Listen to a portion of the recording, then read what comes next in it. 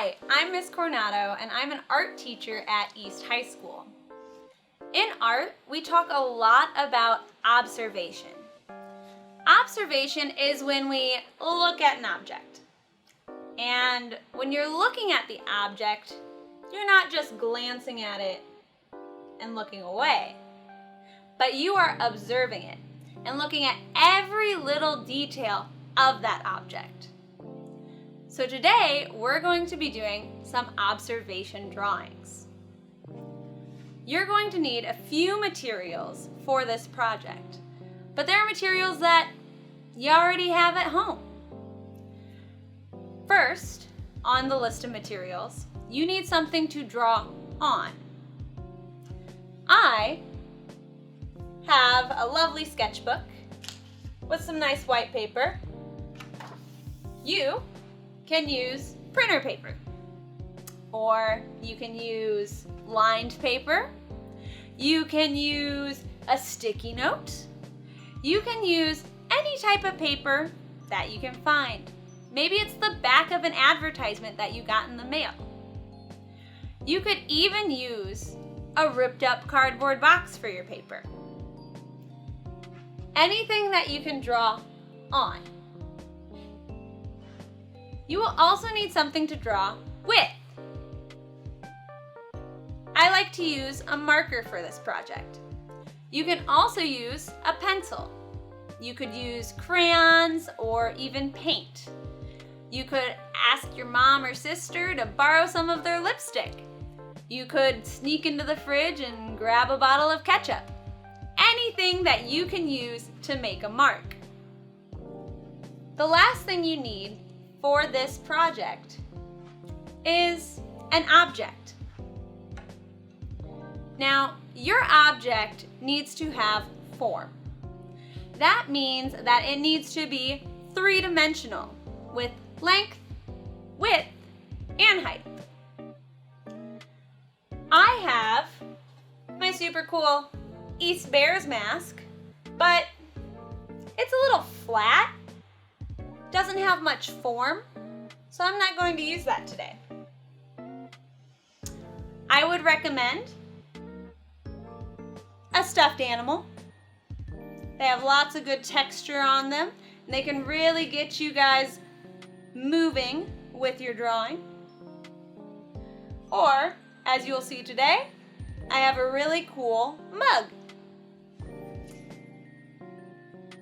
You also have objects on you at all times, and I'm not talking about your cell phones. Your hand is an object. Your face is an object. Your body has form and can be used as an object for your artwork. So, today, get your drawing pad or your drawing materials, the thing to draw on, the thing to draw with, and your object, and let's get started. We're going to be talking about contours. Contour is just a fancy word for outline. Now, when we're outlining something, we're not just going to do the overarching outline around the object, but we're going to find all of the little outlines inside of the object too. Remember, we're observing. So when you're looking at your object, you're finding contours to show the form of your object, those shadows, those highlights, anything that you can find on your object to make it look three-dimensional, even though you're only using line.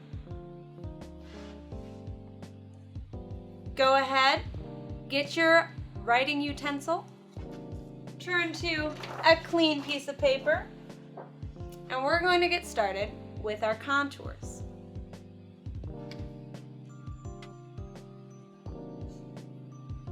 Today, you have a few options. Middle school students from 6th, 7th, and 8th grade, you all will get to use your hand. So as you're drawing today, you're going to be looking at your hand. You can look at it straight straight out like this, but that's not very interesting. That doesn't show form. I would recommend doing some kind of cool hand gesture. Love. Or even, you could spell out your name, let's see, with sign language.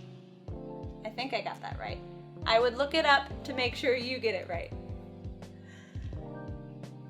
I'm going to set my paper on a surface that is sturdy because I only have one hand to draw with, and I can't hold it down with my other hand because this is my object. I'm going to set my hand up, and I'm going to put my marker or my drawing utensil on the paper. After I set my utensil on the paper, I'm not going to pick it back up. It's going to stay there the entire time. We're going to do one continuous line. That means continuously moving our utensil, no lifting, as we're drawing our hand. Now I'm going to look at my hand. Let's do, I like peace signs. Let's do a peace sign. So as I'm drawing my hand, I'm going to challenge myself to only look at my hand. I'm going to start at my finger, and I'm going to notice the curvatures as my finger is bending.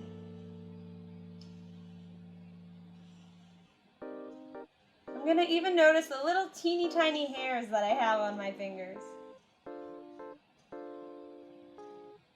And the little cracks that I have in my knuckles.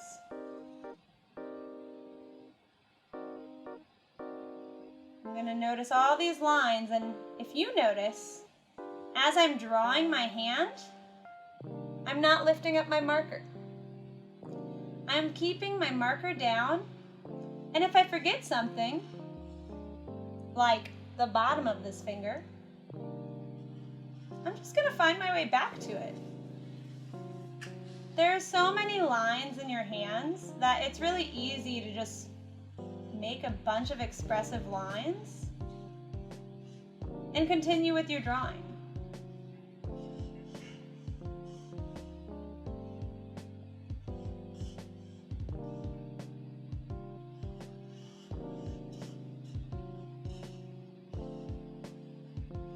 Now, as I'm moving, my hand's getting a little tired, and I'm talking about my hand that's holding up the peace sign. And that's okay. If it moves a little bit, that's fine. You just don't want to change it up drastically as you're trying to draw it.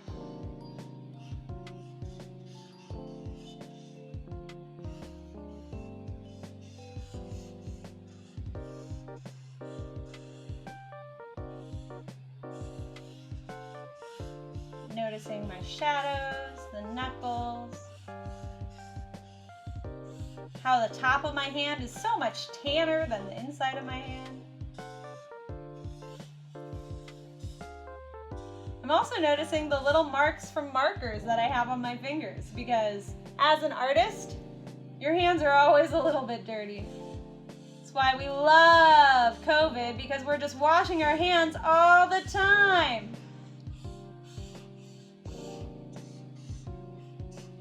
You should do that aside from COVID too.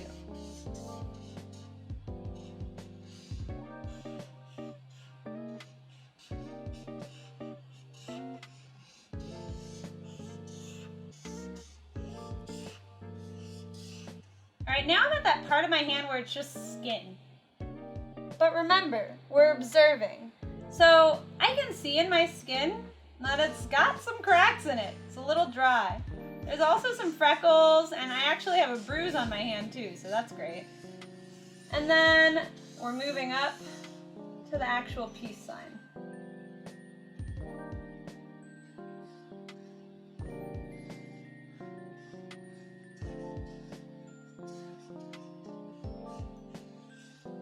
Now I want you to notice that even though it's just one hand, I'm taking so much careful time with this hand.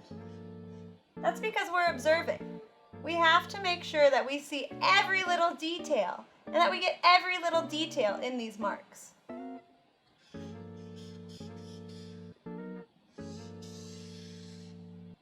I can feel that I hit the edge of my paper, but I'm just gonna let it ride.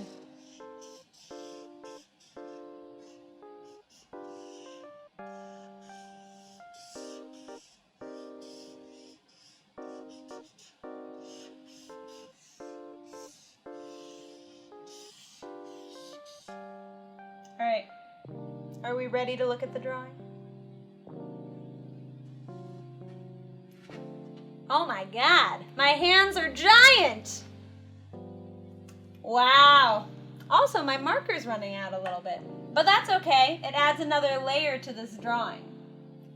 Very interesting, right? When you're not looking at your paper, sometimes your arm wanders. The most important part is that we are observing and focusing on the object rather than what we're drawing. That's the challenge.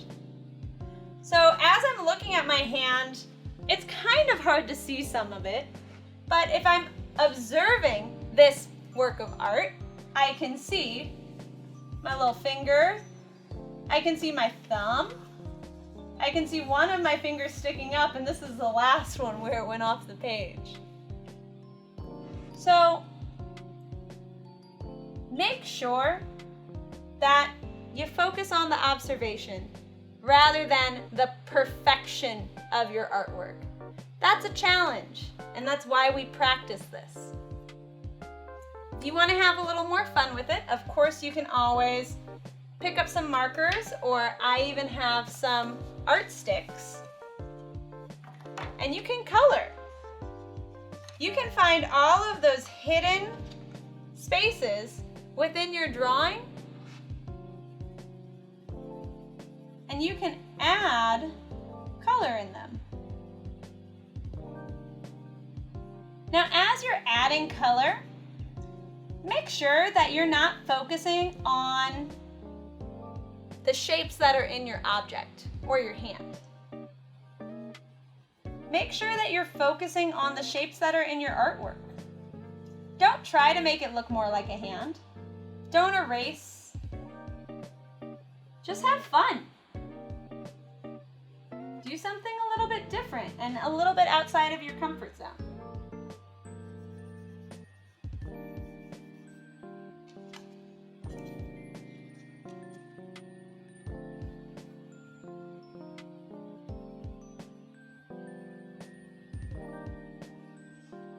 As you're coloring, make sure that you move around the page. Don't just keep your one color in one section. Make sure you work the whole artwork at the same time.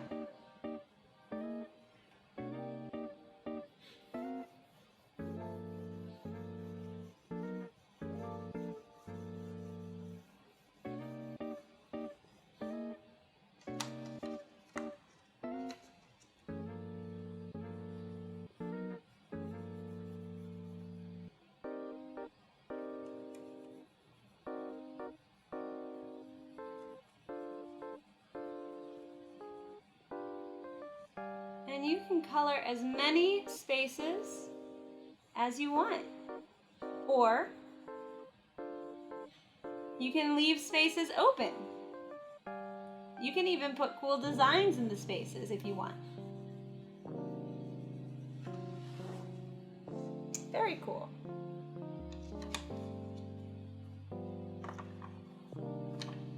All right, that's for my 6th, 7th, and 8th graders. If you want a more difficult challenge, I would recommend holding something in that hand. That's going to create more form, more depth in your image, adding some different curves, adding some different shadows, adding different grips. Make sure you change it up a little bit and have fun. Thanks. This was Fine Arts Friday with KCPS.